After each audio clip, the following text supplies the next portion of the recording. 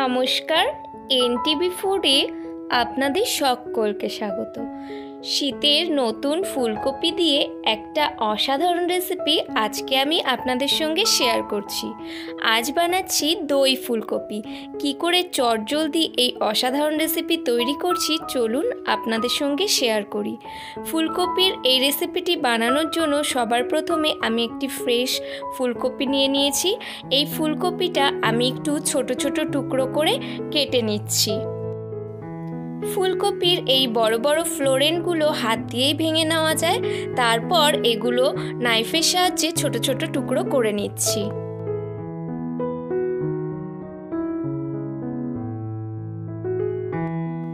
সমস্ত ফুলকপিগুলো এখানে কেটে নিয়েছি।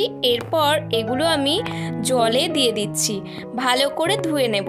ফুলকপি ধোয়ার সময় আমি এখানে ভেতর থেকে যাতে কোনো পোকামাকড় না থেকে যায় তার জন্য 1 চা চামচ পরিমাণ লবণ ব্যবহার করছি। এই নুন জলেই ফুলকপিগুলো খুব ভালো করে ধুয়ে সাইড করে রেখে দিচ্ছি। এরপর নিয়ে নিয়েছি একটি মিক্সিং বলে 100 গ্রাম পরিমাণ টক দই।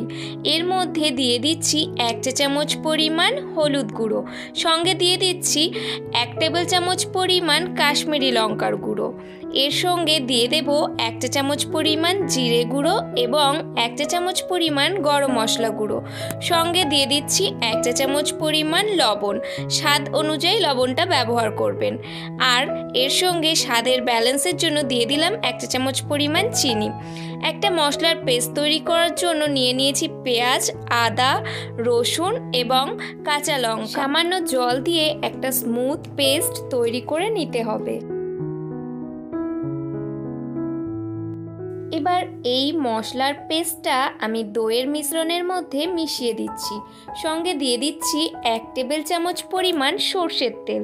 তারপর সমস্ত কিছু ভালো করে মিশিয়ে নিচ্ছি। এটা ভালো করে মিশিয়ে আমি সাইড করে রেখে দিচ্ছি। এখানে ফ্রাইং প্যানে কেটে রাখা ফুলকপিগুলো একটু ফ্রাই করে নিচ্ছি। কোনো রকম লবণ বা হলুদ আমি কিন্তু ব্যবহার করিনি এই ফুলকপিগুলো ভাজার সময়।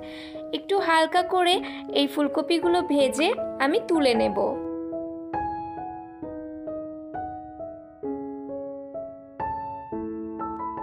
ফুলকপিগুলো আমার ভাজা হয়ে গিয়েছে। এবার এই ভাজা ফুলকপিগুলো আমি ঠান্ডা করে অ্যাড করে দিচ্ছি দইয়ের মিশ্রণে।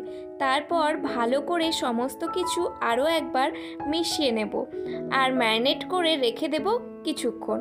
আপনাদের হাতে যতক্ষণ টাইম থাকবে সেই অনুযায়ী আপনারা ম্যারিনেট করে 10-15 মিনিট রাখবেন, তাহলে এর টেস্টটা অনেকটা বেটার হবে।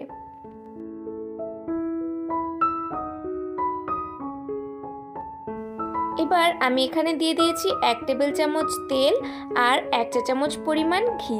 ভালো করে ঘিটা গলে গেলে আর তেলটা গরম হয়ে গেলে এর মধ্যে দিয়ে দিয়েছি একটি তেজপাতা আর কয়েকটি গোটা গরম মশলা।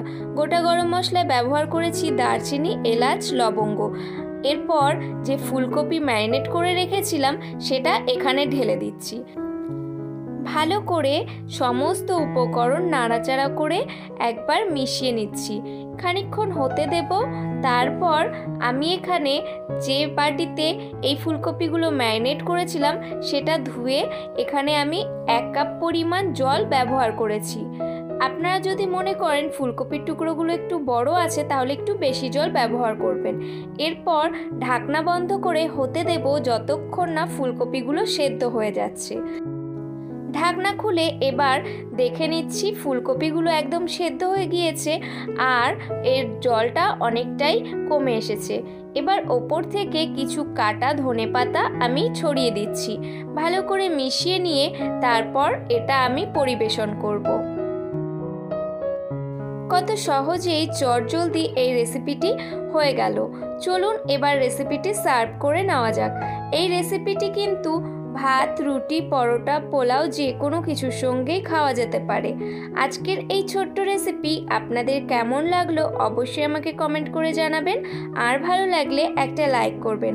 আমার চ্যানেলটি সাবস্ক্রাইব করে পাশে থাকবেন, বেল আইকন প্রেস করবেন পরবর্তী ভিডিও নোটিফিকেশন সবার আগে পাওয়ার জন্য। আজ তবে এই পর্যন্ত, দেখা হবে নতুন কোনো রেসিপি নিয়ে অন্য কোনো নতুন ভিডিওতে।